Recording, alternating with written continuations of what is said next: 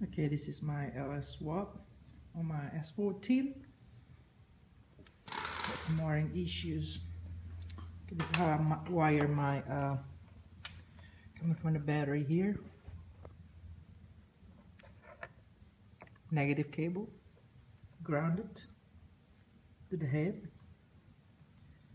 Got two positive going on. One go to the fuse box, and the other one go all the way to the starter, right there, to the starter. Have another ground to the chassis, all the way to the head.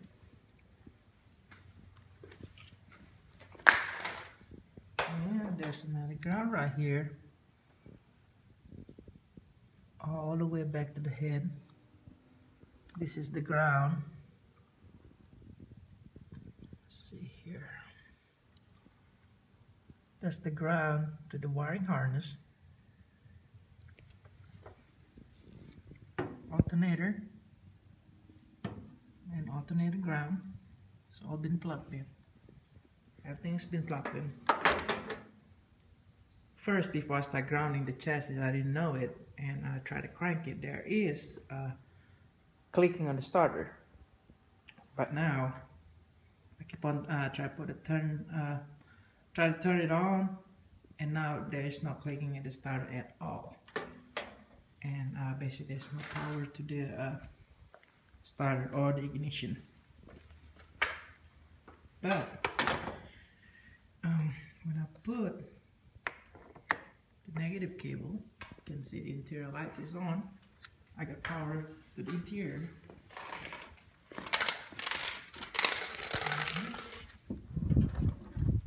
Interior lights on.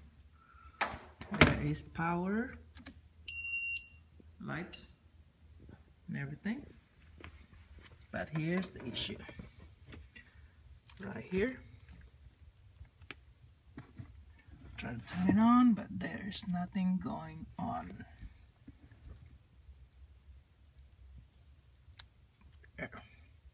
Fuel doesn't prime. It used to prime, but now it doesn't prime at all. And of course, going to turn it on here, and there's no clicking. There's nothing going on. So now what's the issues? Before that,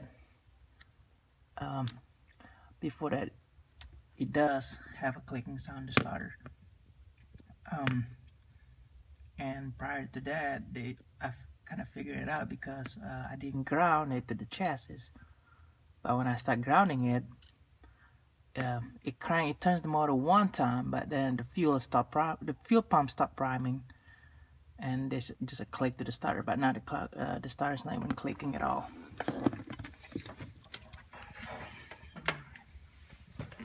This is how the wiring specialties harness goes to. This is the fuse box that powers basically the fuel pump. We got a fan, fuel pump, and the relays. These are the OBD2 port, dash interface right there, you can see. And this is the ECU, which is already flashed. Everything's plugged in good, so I don't know what the issue is. So other than that, I just need somebody to install a custom gauge panel made up of fiberglass or a metal. That'd be great. And I need somebody to install the push button switch. This right here, made by Jax. Custom switch and a fuel cutoff switch right here. I think that it's good to go. Just need to install the radiator back, because I got a Mishimoto radiator now, and I need to install the power steering lines and tighten up the oil filter lines and mount the oil filter somewhere.